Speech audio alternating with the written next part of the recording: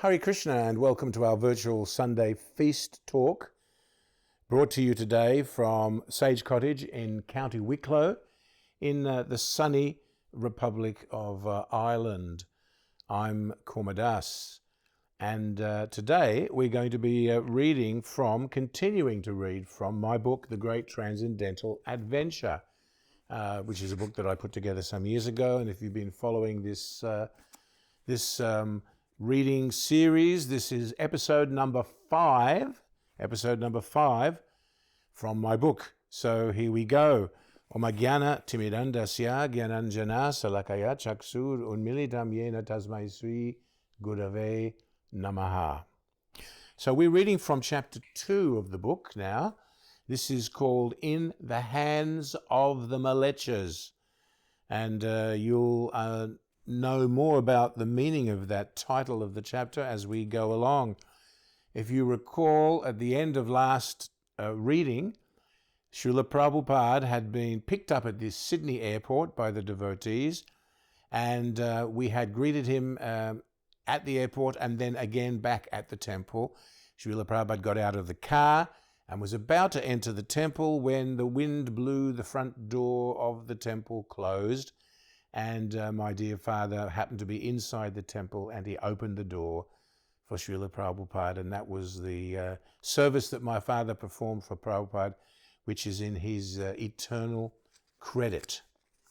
So this is May the 9th, 1971, over 50 years ago. Prabhupada entered the temple room and found it bare, except for a simple wooden altar on the side wall with 3-inch Jagannath deities and a small red velvet-covered Vyasasan with its back facing towards Oxford Street. Oxford Street is the name of the thoroughfare where the temple resided. Reddish Hessian cloth hung from the ceiling and walls. Devotees had placed an old rug on top of the worn carpet. It was pretty run down. The smoky haze in the air was from the downstairs kitchen where Upananda had burned the cumin seeds and the chilies to spice Srila Prabhupada's dal. It was quite a spicy haze in the temple. The small group of guests that were waiting in the temple were quickly joined by the devotees, still chanting as they scrambled into the shop front. Prabhupada bowed down before Lord Jagannath and then sat on the Vyasasan, taking out his shiny brass kartals. He joined in the exuberant kirtan. As he chanted, Prabhupada looked around at the room, at all the devotees and the guests alike. I was there, and I remember Prabhupada was carefully scanning every face. And then Prabhupada joined in the kirtan. Took out his shiny kartals, joined in the exuberant kirtan, looking around, studying everyone with his intelligent gaze, which appeared to be very heavy and serious. A very powerful gaze. Bhaktivedanta recalls. Bhaktivedanta was one of the guests that was there that day. Bhaktivedanta ended up becoming initiated by Srila Prabhupada the year later, and he became Ajamila Das. Bhaktivedanta recalls, I was one of the half a dozen or so guests in the temple that morning. Prabhupada slowly looked around the room and finally his eyes rested on me. He looked at me with great concentration for what appeared to be a very long time. I looked into his eyes. They appeared penetrating, yet smiling and kind, and he kept looking at me. Finally, Prabhupada looked away. It was an intense but wonderful experience, and I will never forget that glance. It was like that glance of Srila Prabhupada upon Bhaktivedanta was, he recalls that was his initiation onto the path of spiritual life from that day on. The kirtan drew to a close. Srila Prabhupada asked for a small harmonium, which he played on his lap, and proceeded to melodiously chant the Guruvastakam, 8 prayers to the spiritual master. Some devotees accompanied him on kartals, and those few that knew the verses joined in. We didn't really know the verses off by heart, but some of us did our best. Prabhupada spoke a few words of encouragement, but his demeanor was grave. He commented on the dirty carpet, and he said it should be replaced. And why were there no flowers on the altar, he asked. He had brought Radha and Krishna, deities, he explained, and everything would have to be very clean before the devotees began their worship. In fact, he explained, the devotees would have to become brahmanas. Prabhupada paused and sniffed the air. He turned to Charu. "They are cooking with onions?" he asked. Deepak pointed out that Upananda was in the kitchen downstairs frying asafoetida. I would say more like burning the asafoetida, along with the burnt cumin and the burnt chilies. So the smell was quite intense. Deepak pointed out that actually it was Upananda in the kitchen frying asafoetida, but Prabhupada said, but they are using too much spice. And that was an admonishment from Prabhupada. He was quite strict that day, using too much spice. Upananda suddenly appeared with a metal cup of hot milk. Too hot, Prabhupada said, so Upananda took it away. In fact, the milk was so boiling hot and the cup was made of metal, Prabhupada couldn't pick up the cup. That was a practical request by Prabhupada. Bali Madan introduced Christine to Srila Prabhupada, explaining that it was she who had pointed, or should I say painted, the picture of his Guru Maharaj, that it was sent to him in Tokyo some months before. Christine, of course, was just about to become initiated on the next day, I think, or was it this day? No, I think it was the next day. This is not the day of the initiations. The day of the initiations is tomorrow, in the continuity of the story here. Her paintings now adorned the front window and the walls of the temple. A very, very good artist. We'll find out who that is shortly, if you don't already know. Prabhupada appeared very pleased. He glanced down and smiled encouragingly at Christine, or to Christine, who sat cross-legged near the Vyasa-san. All talents, he explained, including those of an artist, should be used to glorify Krishna. You should paint, he added. There's a direct order from the spiritual master. Charu recalls, the airport greeting had been chaotic, and the bump on my head didn't help. He paid his obeisances so strongly on the airport floor that he smashed his head down, and he had a huge lump on his head, and he gave himself a mild concussion. But when I got back to the temple and got a good chance to really see Srila Prabhupada, says Charu, for the first time, the first thing that struck me was the overwhelming feeling that Srila Prabhupada is non-different from his books. I would read a book and I would sometimes wonder, but what's the author like? I had the idea that the author and his book were separate. That an author had his literary life and as well as his private life.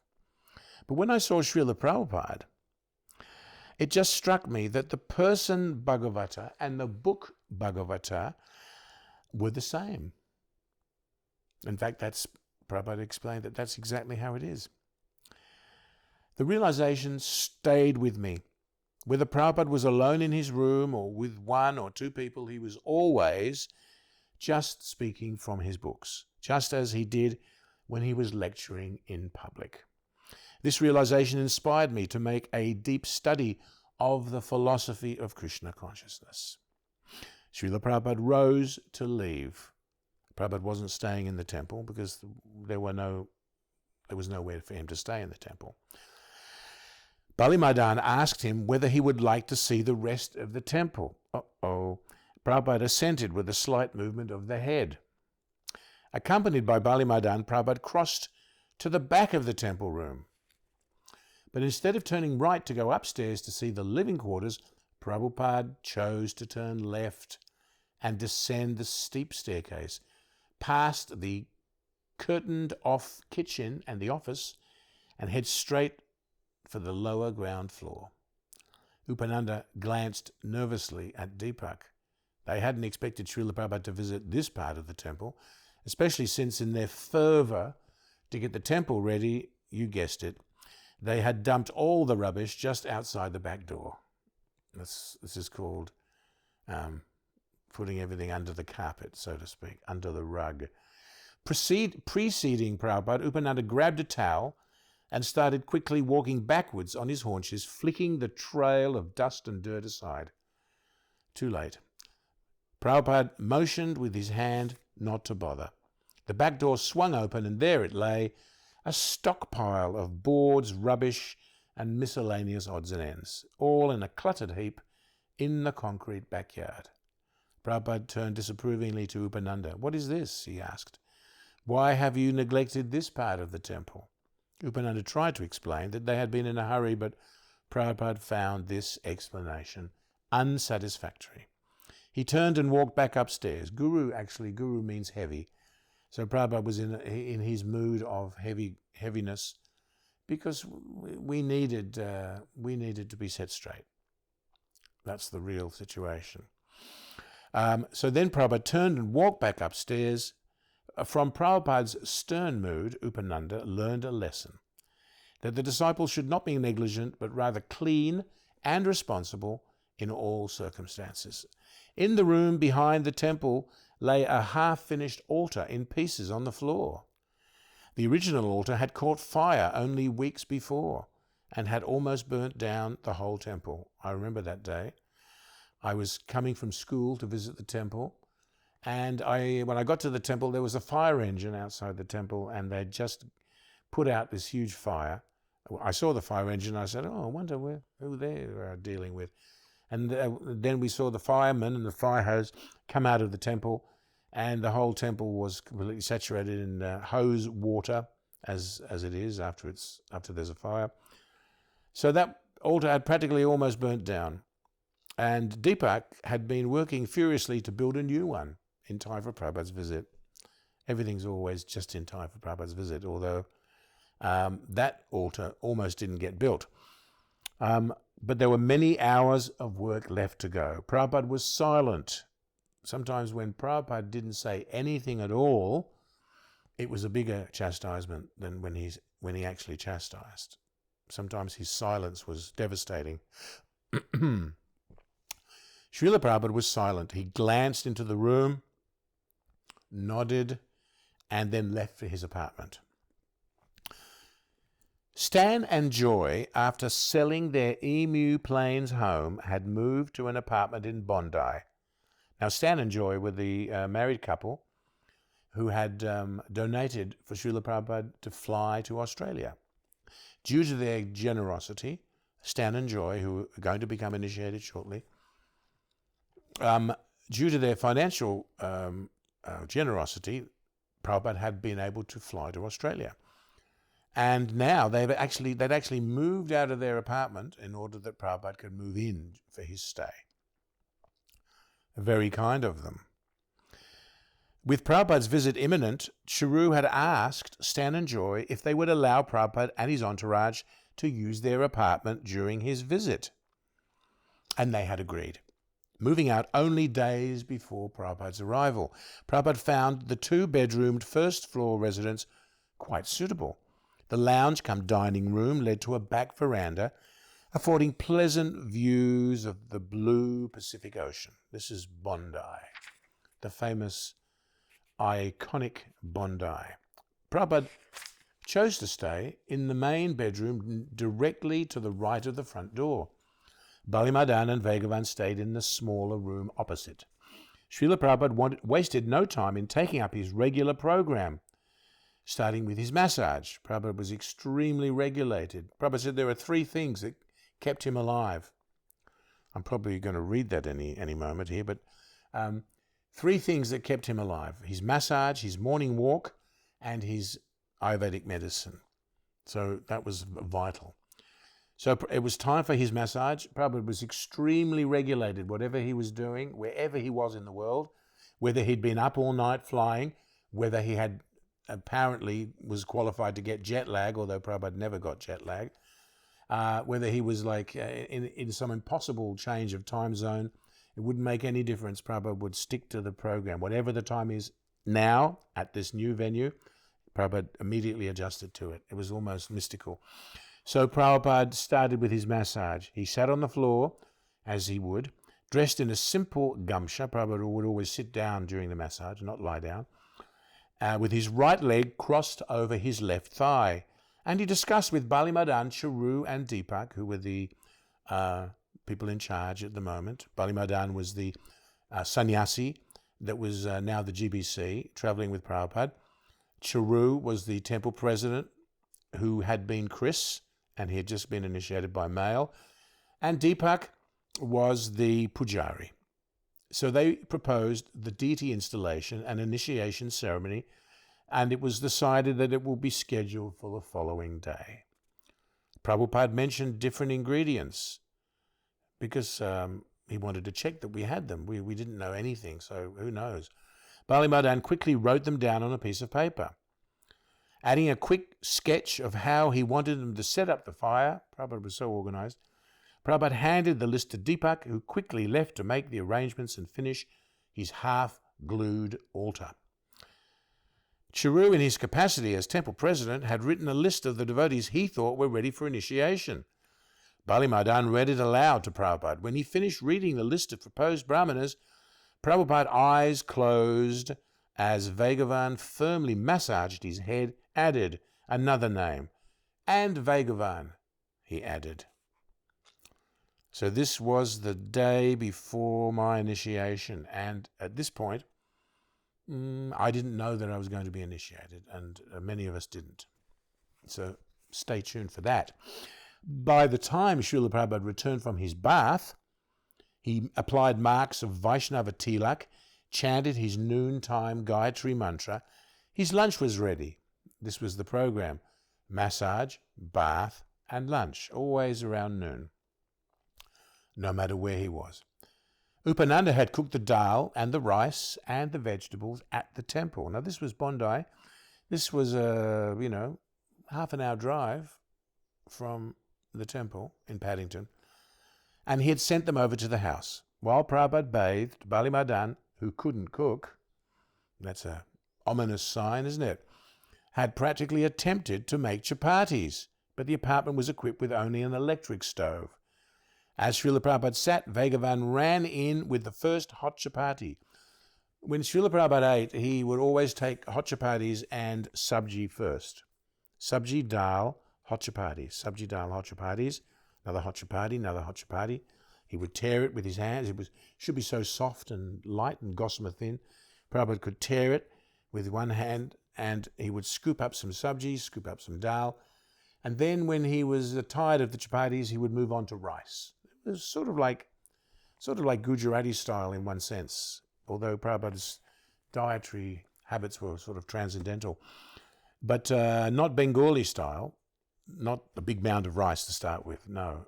Breads and sabji, dal, and then later on the rice. The rice would be cooked, and it would be sitting in a container sealed, keeping hot. Anyway, they ran in the first chapati. Where are we? Here it comes. Bhagavan ran in the hot chapati. Prabhupada prodded it. This chapati is raw. You can tell, actually, a chapati, if you can't tear it with one hand, if it takes two hands and it's like, you know that it's not cooked. Prabhupada didn't do that, but he could tell from his just one hand that this chapati is raw. So he told Bhagavan, this is raw. Prabhupada wasn't going to eat a raw chapati. Prabhupada's diet was so simple that if at least if you're going to make simple things, they better be nice. They better be edible, because Prabhupada didn't eat very much. So Bhagavan went to the kitchen and returned with another, burnt crisp, like a papadam. Okay, Srila Prabhupada glanced at Bhagavan with a look of irritation. I mean, he's hungry. He's been flying across the world, and he just wants a nice chapati. Not a lot to ask. Srila Prabhupada glanced at Bhagavan with a look of irritation. Bhagavan again again ran to the kitchen, coming back with another chapati, this one half raw, half burnt. Okay, Prabhupada appeared disappointed. He tasted one vegetable preparation. It is wrongly spiced, he said. Bhagavan was flushed and shaken, as you are with Prabhupada and in circumstances such as this. Prabhupada looked at Bhagavan with concern. Call Balimadan, he said. Balimadan entered the kitchen, his hands covered with flour. If you didn't know how to cook, why didn't you tell me? Very practical. Balimadan tried to explain that there was only an electric stove in the kitchen. Without a flame, the chapatis would never puff up, he said. Balimadan's excuse annoyed Srila Prabhupada even more. He stood, he washed his hands, he entered the kitchen. He worked quickly, preparing a simple vegetable dish, advising as he went. So Prabhupada said, okay, I'll cook my own lunch. Prabhupada was very pragmatic, very practical. Okay, I'll cook my own lunch, I'm not going to get lunch today unless I cook it myself, basically. So Prabhupada took the same chapati dough. He cooked a vegetable dish because the other one was inedible.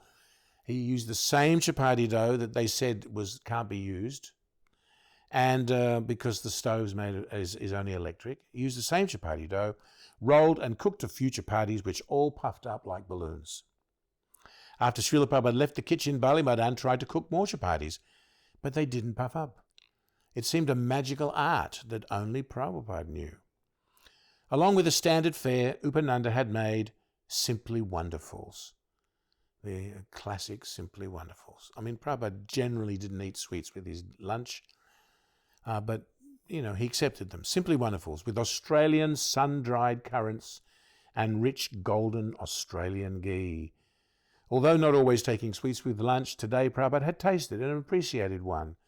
You can make more of these, he said to Upananda, and Upananda was relieved to hear it. At least something of Prabhupada's lunch had turned out right. After experiencing the heat of India and Malaysia, Sydney's chilly late autumn weather was less than hospitable for Srila Prabhupada. It does get chilly in Australia, especially in May, and overlooking the sea, so you get a sea breeze. In the afternoon, Prabhupada asked for a sweater. Upananda happily offered to Srila Prabhupada his own, which was graciously accepted. Next day, Monday, May the 10th, 1971. It was 6:30 a.m. in the morning. Deepak and Upananda drove in a rented car to Srila Prabhupada's apartment to accompany him on a morning walk in nearby Centennial Park. The front cover of the book is Prabhupada walking in Centennial Park. You may not be able to get close to this, but Prabhupada's walking in this special Centennial Park, which was a park which was established to celebrate a centenary of 100 years. I think it was I can't remember. It's written somewhere else in the book. I think it's not Australia's centenary. I think it's Australia's bicentenary. No, Australia's centenary, 100 years of Australia. So, morning walk in nearby Centennial Park. And they drove in a rented car because the only car the temple had was a combi van, Volkswagen combi van, which was so high up, the passenger seat, they had to carry Prabhupada down. So it wasn't comfortable for Prabhupada, so they rented a car. As they arrived at the vast expanse of parklands, Centennial Park is quite a place, the sun was just rising behind rows of palm trees, casting long shadows across the neatly trimmed lawns. Tame sulphur-crested cockatoos, the famous Australian birds. Sulphur-crested cockatoos. I could give you a cockatoo imitation, but I won't. They chattered with their raucous call. I'm just on the edge. The air was chilled, and Srila Prabhupada, wrapped in his chatter, walked very fast, so fast, in fact, that the devotees were panting just to keep up. Now, these were 17, 18, 19-year-old boys.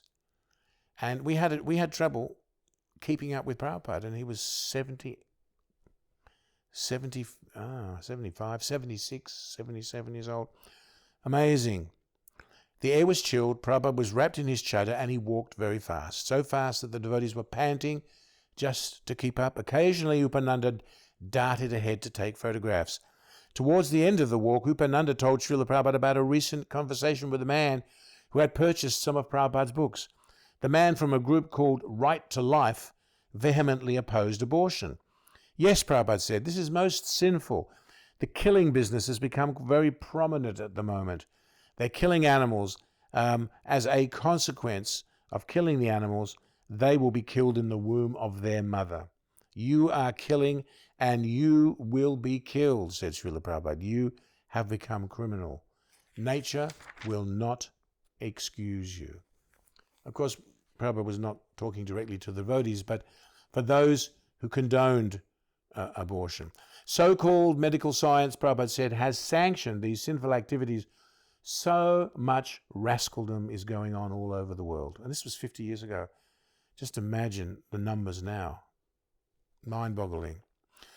So we, our Krishna consciousness movement, want to stop all this nonsense and save humanity from gliding down to the animal kingdom. Gliding down to the animal kingdom. Quite a terrible thought.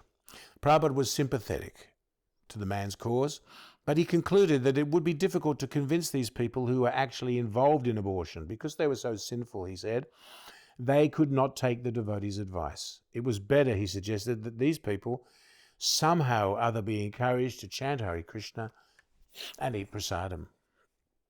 That was a common theme in Prabhupada's pastimes in Australia. He suggested that Australians, because we weren't very vastly philosophical, we should just be given lots of prasadam and lots of opportunities to chant Hare Krishna. Upananda told Srila Prabhupada on that morning walk that the young man he had spoken to was also trying to petition the government to financially subsidize parents whose children were born with physical deformities. Prabhupada was skeptical, saying that if that was the case, then some parents would start maiming their own children just to get financial reimbursement. Prabhupada spoke extensively, then returned to the temple to give Srimad Bhagavatam class. After taking a breakfast of fruits, Srila Prabhupada listened as Bali Madan read the Daily Mail. Prabhupada gave the essentials of the response. While Bali Madan quickly took notes, Charu arrived at the apartment with a newspaper reports, plural, of Prabhupada's airport arrival the previous day.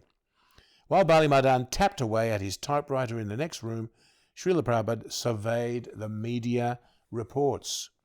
The Sydney Morning Herald featured a photograph of Srila Prabhupada as he exited customs. They were there, the press, with the devotees prostrate at his feet. We certainly were.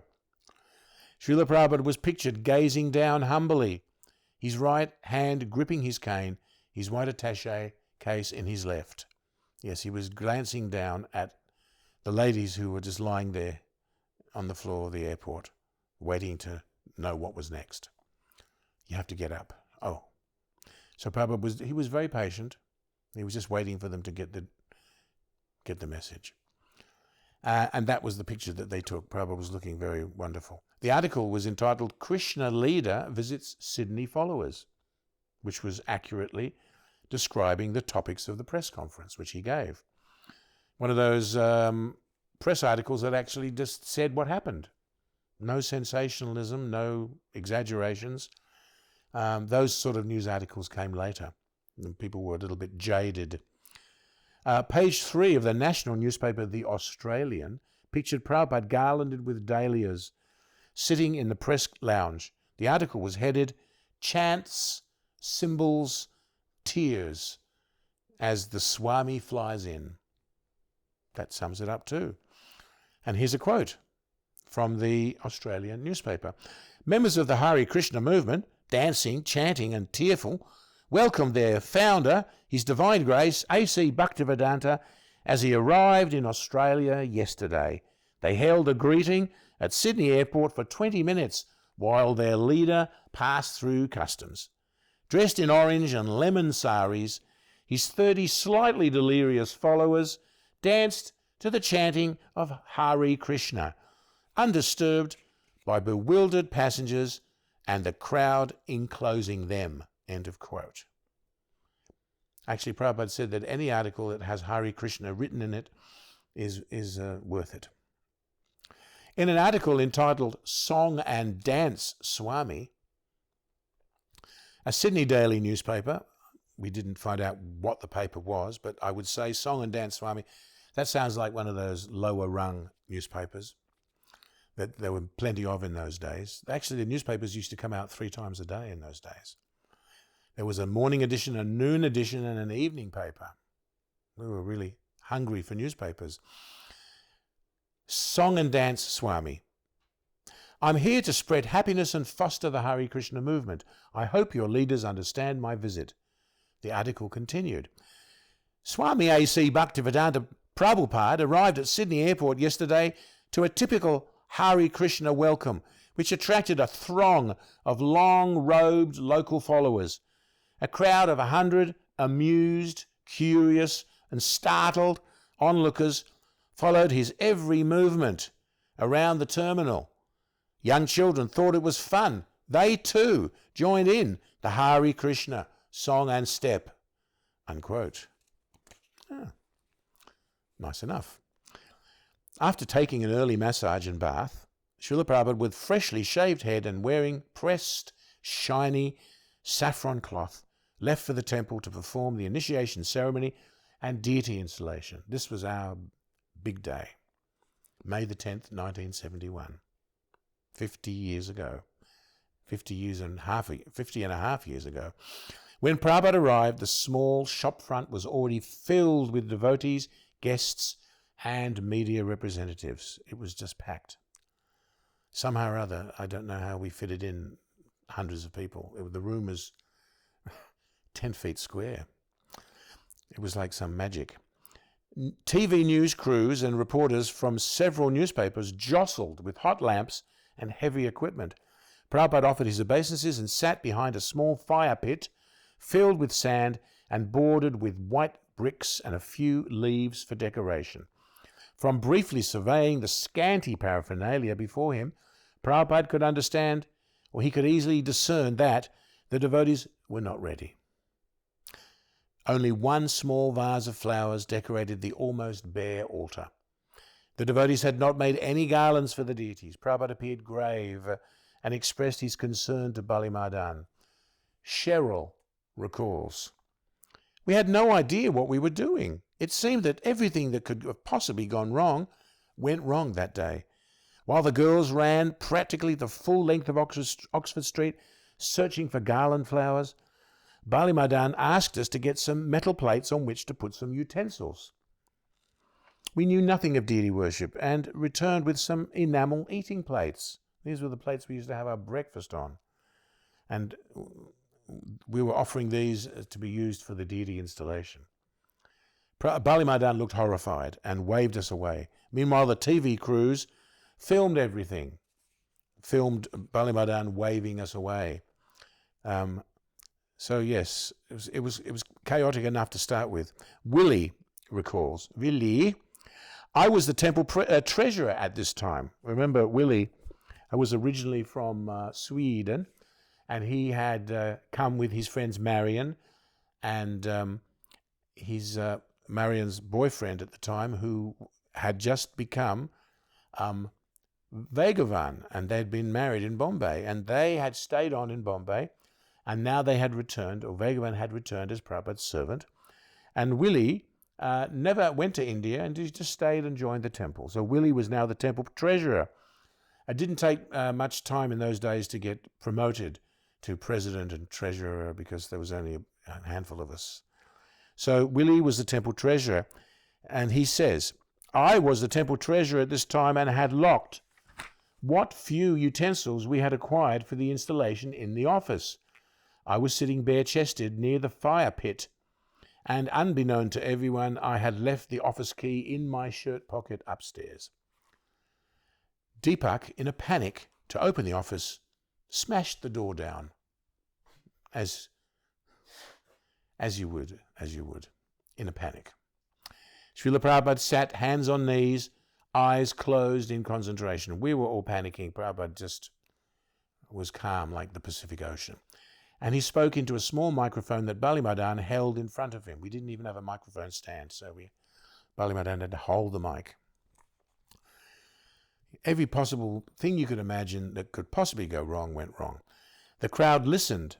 The crowd quietened as Srila Prabhupada described the auspicious events that were taking place that day, certainly very auspicious, as well as the installation of the deities of Lord Krishna and his eternal consort Radharani. Many devotees would be initiated into the chanting of the Hare Krishna mantra. I don't recall any of the lecture. I was in a daze, and the lecture wasn't recorded. But as much as could have been remembered was written down here. Many devotees would be initiated that day, said Srila Prabhupada, into the chanting of the Hare Krishna mantra. Some would be initiated with a sacred thread, signifying that they had become brahmanas, and there would even be a wedding. More guests squeezed into the tiny temple as others crowded in the open doorway or peered curiously through the front window. The installation ceremony began as Srila Prabhupada carefully poured panchamrita, a mixture of milk, yogurt, ghee, honey and sugar syrup, over the small deities of Radha and Krishna that stood before him. Halfway through the ceremony, the girls returned with a few small bunches of large red carnations and began to quickly thread them into garlands. After the bathing ceremony, Prabhupada, still sitting adjacent to the small fire pit and in full view of everyone, personally dressed their lordships in the simple green, red and gold checked clothes that had accompanied them from India. Finally, Krishna stood in a gold-trimmed shawl, a dhoti wearing two simple pieces of jewellery. Radharani wore a matching sari. The deities were placed on their simple altar, tiled steps leading to a platform covered with red velvet canopy, perched on a silver-painted platform topped with silver-painted wooden poles. Prabhupada named the deities Shri Shri Radha Gopinath. Radha Gopinath is still there in Sydney to this day. The devotees had originally expected that perhaps 3 or 4 of them would be initiated.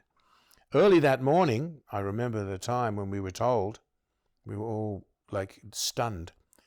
Early that morning, however, the news had spread quickly that Prabhupada would be initiating practically everyone in the temple, 16 devotees in all.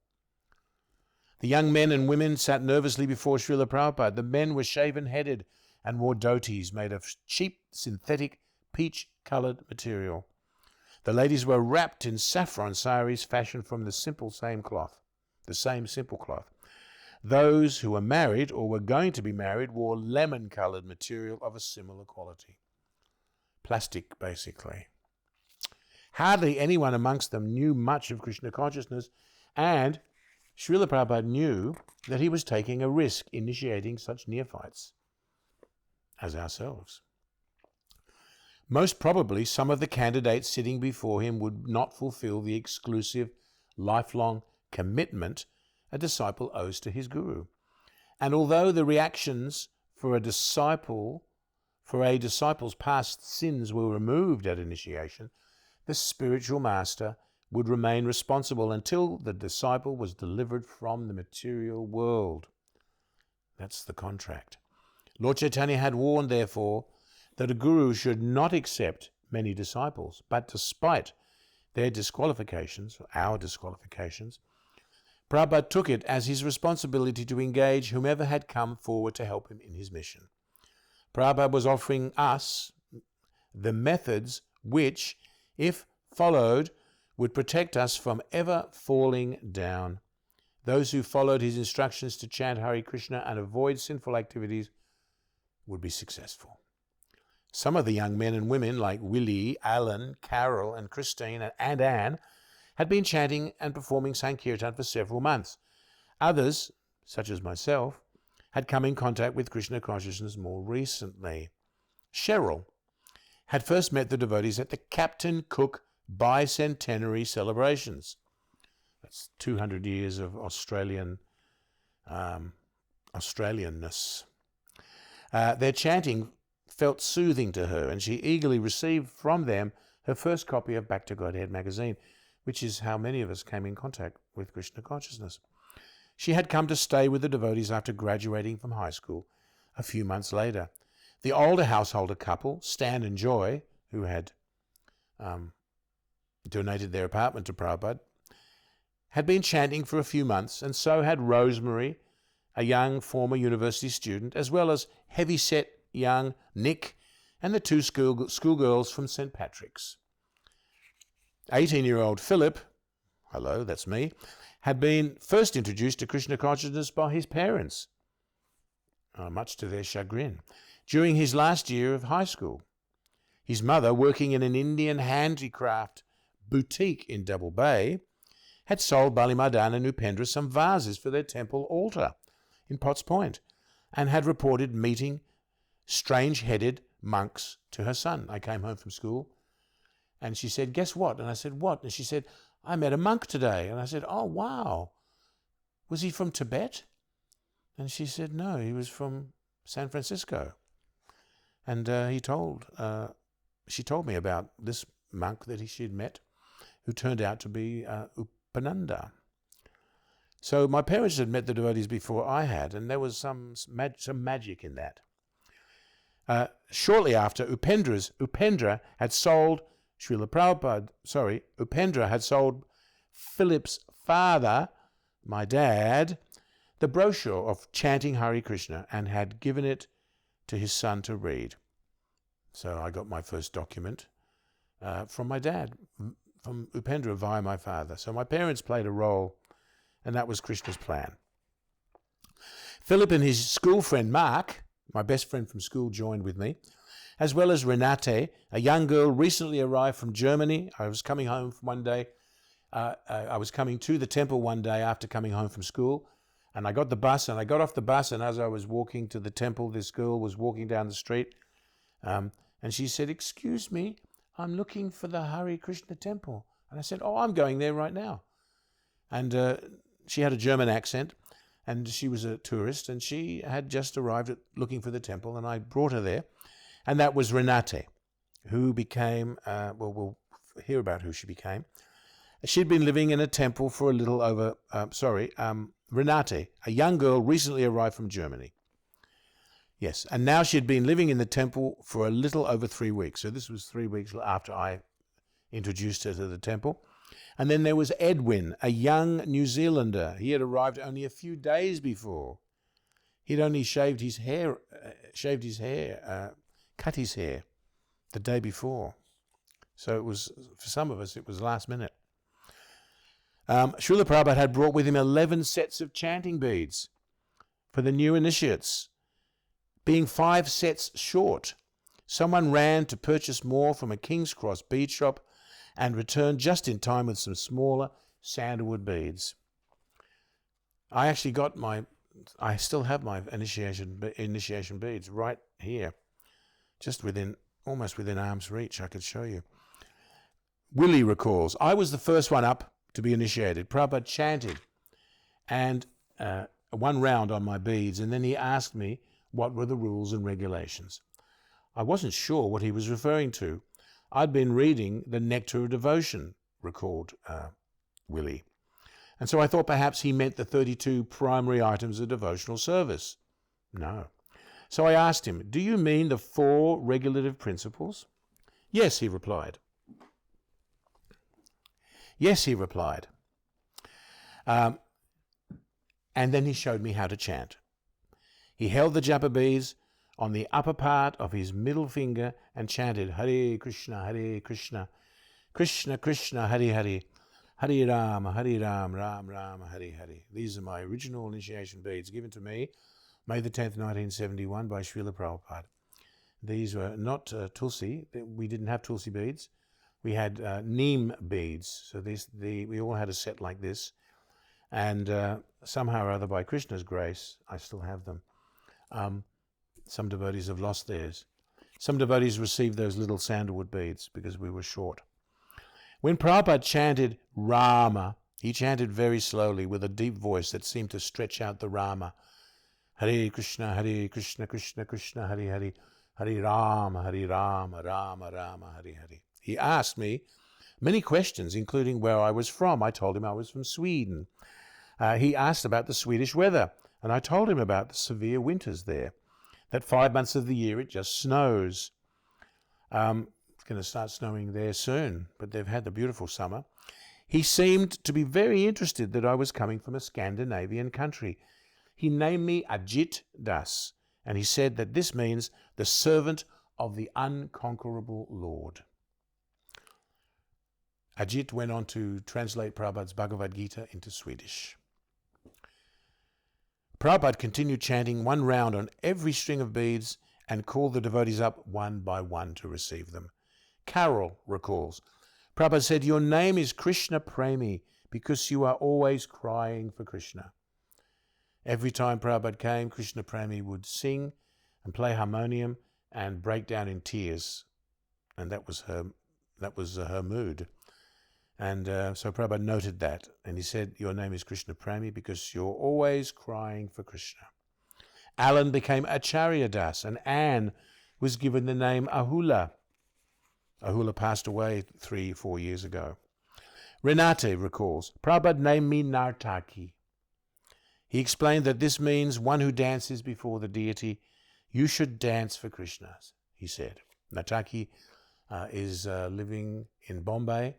She's one of the head medical staff at the Bhaktivedanta hospital in Bombay to this day.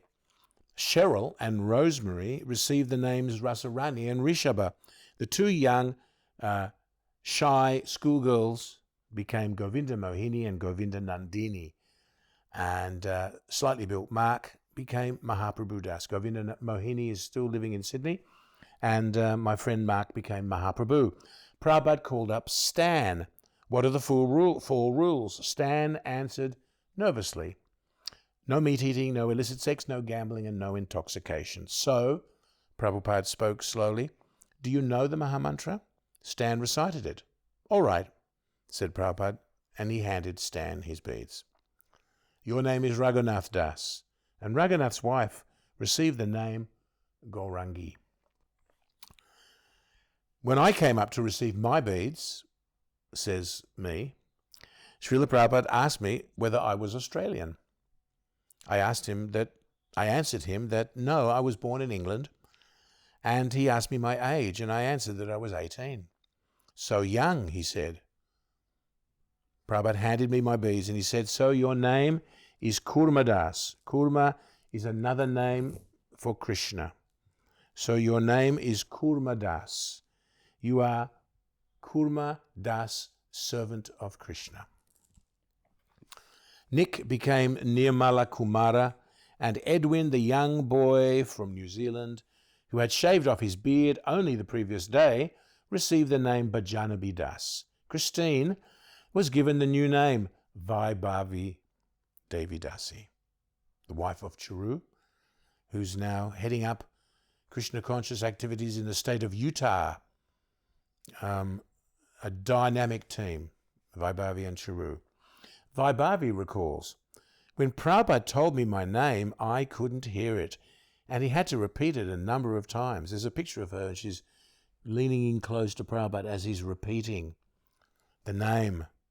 But I still couldn't figure it out. Prabhupada's Bengali accent was so thick that it sounded to me like Boy Bubby. That's B-O-Y-B-U-B-B-Y. Boy Bubby. But I thought, that can't be right.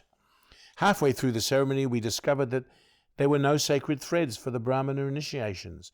In fact, we didn't even know what a sacred thread was or what it looked like, what to speak of how to make them. I left the crowded temple room and ran down the street to buy some string. And while Prabhupada was initiating people, I was sitting there in the arena making sacred threads, copying the one that Balimadan had taken off himself. So later on, Vaibhavi found out how her name was actually spelled and pronounced. But at that time, she was Boy Bubby. One after another, the 5 devotees chosen to receive their second initiations came up and knelt behind, or should I say before, Prabhupada, who instructed them in the art of counting and chanting the mantra. Upananda recalls, I was afraid of making a mistake and watched scrutinizingly as the other devotees went up to receive their Gayatri mantra. Finally, I was called up. I was so nervous. My hands were shaking. A very common experience with devotees getting their Brahmin initiations. After Prabhupada showed me once, I got it wrong. Again he showed me, and again I got it wrong. Such an apparently simple thing had become so difficult. My fingers were moving haphazardly and my mind was totally confused. My fingers, so finally Srila Prabhupada said loudly, no. Immediately my mind was focused and I was able to receive the mantra attentively. Vaibhavi, she went up and she got her second initiation and her first initiation at the same time. So she got her first initiation, she ran down the street, found some string, bought some string, brought it back, making the Brahmin threads while the ceremony was going on, and then she was called up again for her Brahmin initiation. It was organized chaos. Prabhupada, Vaibhavi recalls, Prabhupada started showing me how to chant with my fingers, but I didn't know what I was supposed to do because I'd been making the Brahmin threads and hadn't been watching the rest of the ceremony. So Prabhupada kindly took hold of my hand and pressed my fingers down in the counting position with his fingers. There's a photo of that also. He showed me how to count and repeat the Gayatri mantra and asked me to repeat it word for word.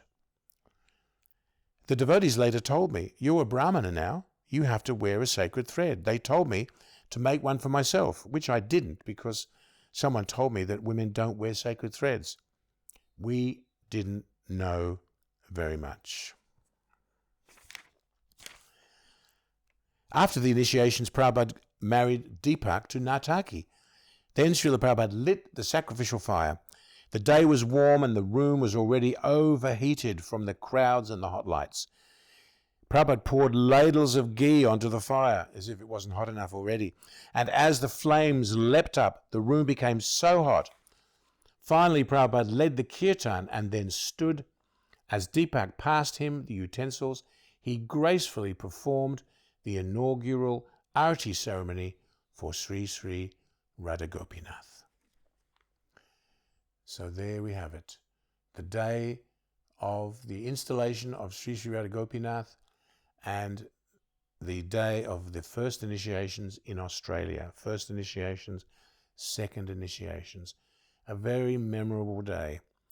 And we will continue this story next time in our episode 6 of the Great Transcendental Adventure. So stay tuned, everyone. Hare Krishna, Krishna Krishna, Hare Hare, Hare Rama, Rama Rama, Hare Hare. Thank you very much.